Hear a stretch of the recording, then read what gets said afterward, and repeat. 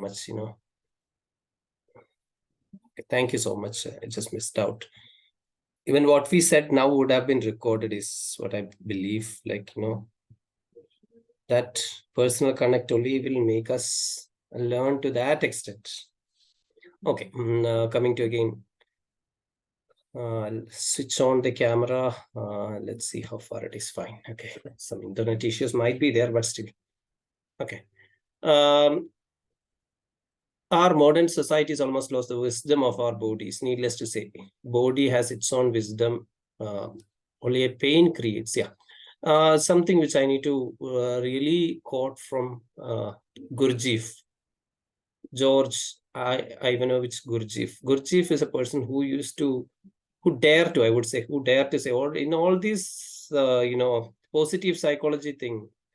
People have been completely polarized by positive psychology since, last few years. Like if you see Father Norman Vincent Peale, power of positive thinking, positive. So just now we had a discussion about Jung's shadow theory, which is absolutely negative, which speaks about negative with equal weightage than positive. So this is something which we need to acknowledge at this point of time, which Gurdjieff has beautifully acknowledged and wrote it out. Man is asleep. Man is a machine. Man is a machine. I would say, Gurdjieff would have said man is a robot if if would have been in our times. That times, I don't think robotics was not that evolved. Computer, robotics, all these things. But what he said, it was very foresightful. Man has become a machine completely. Every moment we are becoming machines. And when we speak about machines, there's a lot of meaning in what he says. Especially people in this instinctive triad. When my body become a machine, it has a mechanical purpose. A machine is a function, has a gross or an overall function with a lot of sub-functions. So when I become a machine, there is a idea and a form. The form is machine. Idea is disconnected from the form. What is the idea? Who holds the idea? Who holds the rope? Who holds the control? It is outside, goes outside our body. This is what the problem with instinctive triad, people of instinctive triad, they lose control over their body, their gut, their selves. They mostly become machines. This idea of man has become machine is the idea of formation of type itself. And very specifically speaking, this is connected with the type 9, which we will discuss. So we identify this mechanical nature, this machine nature, makes us, completely disconnected with, insulated with our real self. How the electric wire is insulated with a plastic or what is a similar non-conducting material. We are completely insulated ourselves from our true self. That is, in Enneagram terms, it is called essence. Nihala, are you able to follow?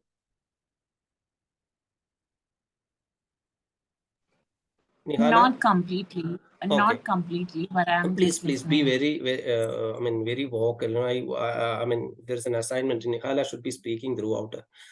Actually, because I need to verify that as a teacher, or at least I should verify that. Our true self or essence, which we are disconnected with. Essence is which connects all of us. Makes sense? My essence is not very different from each of your essence. It's like it can be called as soul, maybe in a religious context. And in a Hindu context, it can be seen like Atman, which is separated from Brahman in a Hindu concept. Nihala, if you don't mind, in how it is, connected, how can you connect it with, Islamic ideas, Muslim ideas, so we can connect it, we can understand it better. I didn't get you. Okay, I'll try to say how, when it comes to Christian perspective, it's like Father, Holy Spirit, and Son. That Holy Spirit is which connects everyone, which is actually the umbrella which connects everyone. So how we get disconnected with that Holy Spirit? We completely identify. Yeah, something will be there. But the thing is that in Islam we don't have these three. We have only, we believe in one God, right? So as of now, I don't know. I don't know like how it is probably. connected. Okay. I'll try to make it, because this is why Enneagram got very much grown through religious communities, because I believe there would be like the God, the prophet, and the, I don't know about the third one. That's one thing actually. God and God's messenger, who is the prophet. Yes. That is for sure it's there, but I have no idea about the third. And probably God, the prophet, and you. Yeah. That would be that. Yeah. And again, if it comes to what you say, Sufi ideology, it is the beloved and the lover and the beloved. That's true. It makes sense. These are things which I cannot say authentically. That's why I asked you if at all you can probably connect it with. Anyways, this is what the disconnect, which makes us, we are like hypnotized. Literally, we are hypnotized by corporates, with advertisements, news, the movies that we see, which makes us disconnect with ourselves completely. What are our a machine without a purpose, a machine without a manual, a machine which doesn't know what it is for, a machine without without any manual. That's what our condition is. Does it make a little more clear for you, Nihala? It is clear. This one, the triad one, that is clear. Yeah, because eyes are there to see something. Ears are there to hear something. But what this body, the whole body is for, we are kind of disconnect with that. I mean, a broader picture. You may be saying, okay, I'm a teacher, to teach this body is like, it's just bullshit. I mean, I would say there's nothing bigger than that. So we have our body, which has a greater purpose, which we are completely unaware of. So it's like, a person who is completely drunk or completely, doped. So we are in a state where we don't really connect with our own self. Yeah.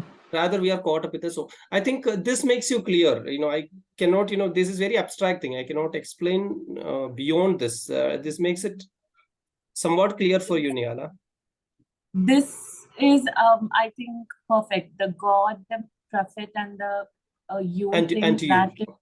That gets a little more of clarity. So the way you can understand, try to, whenever you learn, I'm sure, whatever, probably, but with half knowledge, please don't use religion, which is again a double-edged sword. So if you can connect with, that's... For now, it is fine, but we'll see how it is unfolding in the future, inshallah. Yes. And you can connect with other sciences that you have, because Enneagram, to learn Enneagram, you have to learn anything other than Enneagram, I would say.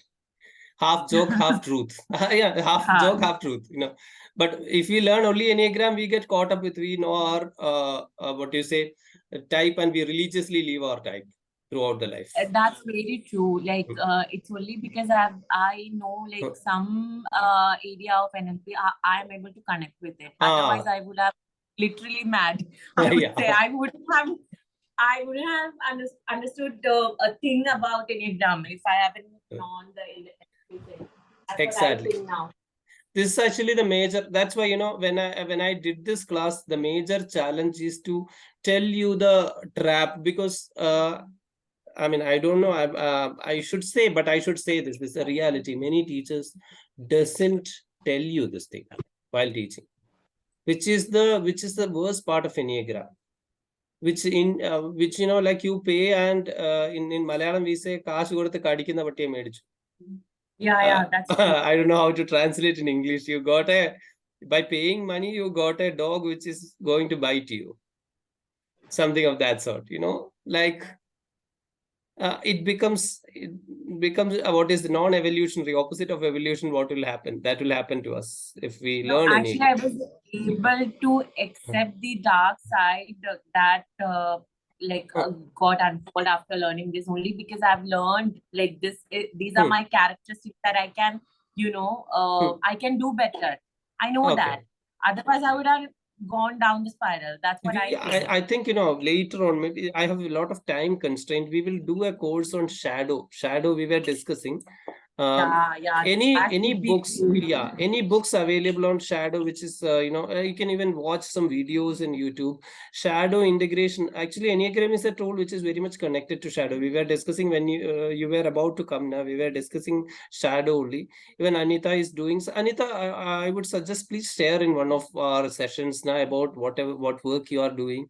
Like, as I said, now these are all the things which inspire us also to do something, or which we will get some sort of learning in that. As a part of our Enneagram, I'll give you 2 sessions, Anita. You have to take it and you have to, what do you say? And we will pay if required. Okay. Then only we will integrate. We can actually learn a lot from you as a practitioner, because when we do it, I am a learner, but not an avid practitioner of Enneagram, I would say. So learning and practice are different again. So hearing from a practitioner is very different. So we would, isn't it so, Nihala, would you support me on this? Yeah, I would be really happy doing that, the shadow work thing. Actually, I'm into it. I've just started, but I haven't done any courses or anything. Okay, shadow integration is, again, when we learn Enneagram, we are actually understanding, becoming aware of many of our shadows in Enneagram itself. That's a way I am also doing. I'm not doing it as a type stuff, trying to connect you with your shadow, but I cannot get into you and tell you this is your shadow. That you will have to do it. Again, we'll just give the, what do you say, Enneagram as a map or a guideline. That's it. Okay. The instinctive triad, body center receives instinctual energy, as I said now, which is the most powerful energy. Instinctual energy is the most powerful energy from the gut. That excuse. Actually, I just got a message. I've told you about a class, right? So they are doing it today, and just got a message. No worries, Nihala. I'll just record it. I'll share it with you. Is that fine? Okay. How much of extra you will get? You can attend that. Okay. Okay. Thank you so much. Okay, welcome. Bye, Anita. Bye. Okay, I'm happy to hear you calling Anita. Yeah, bye. Yes, bye. See you. Okay. They are motivated by the desire to be autonomous. We so that autonomy is what they really seek, and their need for control. Need for control is again a very vague thing. Control of whom? Control of circumstances, control of the people whom they come across with, control over themselves, which sometimes they misses out. Without knowing me, how can I control them? Like if you are a horse rider, you should know the horse, not the nature of the horse. The horse has a particular character or a nature. Without knowing that, people cannot control, or we cannot, make it, work for them now. So that way, that disconnect is also we should see while we understand the need for control. And when they do not achieve autonomy or independence is not a word for that, I would say. When they don't understand autonomy, the kind of autonomy they need, they become angry, they become defiant, resistant, which, condenses in the form of rage or anger. Sometimes through certain outlets, certain types are outlets actually. It comes out as anger. For certain types like type 9, it gets insulated beautifully, that they get disconnected with anger. For certain other types like type 1, the anger is self-directed, rather outward, it is inward. Angry towards themselves. The anger is, anger is again a vector. It has a direction. It is directed to them. It gets internalized, which makes them suffer. All these types are sufferings, needless to say. So instinctive. Why do they direct it towards self? Okay. shall I just discuss when we come to type 1? Yeah, sure, 100%. Because this ego boundaries also has a direction. That's at this point of time, without referring to the type, I can tell you one thing. If you take any three types in each of these centers, especially coming to this gut center, 3 types, 9, 1 and 8. 9 completely insulated. For 8, it is outward directed because they blast at others. This is about type is about expression, how you express your ideas. For type 1, they rather repress it.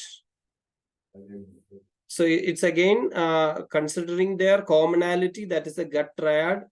One is becoming aggressive, other one is becoming disconnected, other one is becoming more of submissive, repressive kind of thing. So from a gut point of view, we can understand that way. When it comes to type, we will discuss why that particular type is into that thing. So, okay, this instinctive triad, okay. This is small. I think we would have done it when we'll do it probably later or something. Like it's like a small mindfulness, just to get connected with. Again, I was telling about Gurdjieff. Gurdjieff used to say, man is a machine. And that's why he used to always say, remember yourself. We forget ourselves. So we keep remembering ourselves. We need to keep remembering ourselves. How you remember yourself. So that thing is that is what actually the idea of meditation is, that why we do meditate, to just connect with ourselves, to remember ourselves. Because remember, the word is again, it presupposes that we have forgotten. The interesting part with Enneagram, when we understand, is that we have forgotten what we have forgotten. That's the dynamics of, we have even forgotten what we have forgotten. So remembrance happens in layers. That's why learning Enneagram is like peeling an onion. Hope it is a little more understandable. The language I have, I cannot simplify it. The language, if I simplify it further, it loses its beauty. Metaphorically, this is because we cannot speak about in limited terms with something which is unlimited now. Yes. So we have to use words. Of course, they have their potency, so they have to be used accordingly. Exactly. So we'll clarify if there is any doubt this part. When I say, someone may not connect it with we forgot what we forgot, and we have to remember what we forgot. Like it may be a little difficult to connect with in the group or something. If anyone asks, we will further clarify. That's why I know it is getting recorded. That's why I'm just stressing on those lines. This is the central, body center, gut center, instinctual center, type 8, 9, 1. And 9 is said to be the crown of Enneagram. So we'll quickly go through 9 today. I think you have no time constraint. Now we can continue with 9. I was wondering if you'd like to do it when the others are also there. Then we'll do next time. We'll conclude slowly this triad, and then 9, 8, 1, one day together. All these types together, because we have got what is common with all these. Yes. Now it's just like adjectives. What makes it different? How it is different? Like we need to just see the colors, how it is, see the shapes, how it is different. That won't be a big deal, I think. So body types try to use their will to affect the world without being affected by it. Affect the world. They want to influence the world without there is no two-way transaction. See, that's the beauty of ego bound. I want to communicate, but like I'm not permeable enough to allow what these things to enter, because I'm disconnected with myself, or I am disassociated with myself, or I keep a false image or more than a false image, I keep shut from myself. I'm oriented. All my receptors are open towards the world. Not to receive, but to express. Not my receptors. Those are all transmitters rather. I want to say. I don't want to take. I want to give. And give in the sense, give orders. I want to say, I want to express, I want to take. That's what type 8 is. Type 9, complete insulation. There's a wall between the other and me. Type 1, it's inward focused, where outward there is nothing taken inside. Rather, something is imposed. They revolve around their belief system. This is right, that is wrong. So based on their own belief system, their own value system, they look at the world. That's where all the problem comes for type 1. I keep my own value system to assess you. I keep my own value system to assess somebody who is in a different generation. Somebody comes from a different tradition. So it will be absolute chaos for them. So this is the kind of wall they create between themselves. This is the nature of the wall. For 9, it's a pure opaque wall, like Great Wall of China, complete real wall. There's no either or, nothing, or what do you say, that's how it is. Instinctive triad, it can be, this is what I was discussing earlier, like there are ego boundaries. Earlier I said, this is connected to our body, physical body, for these instinctual types. So it can be inward or outward directed. Outward directed mostly corresponds to physical body.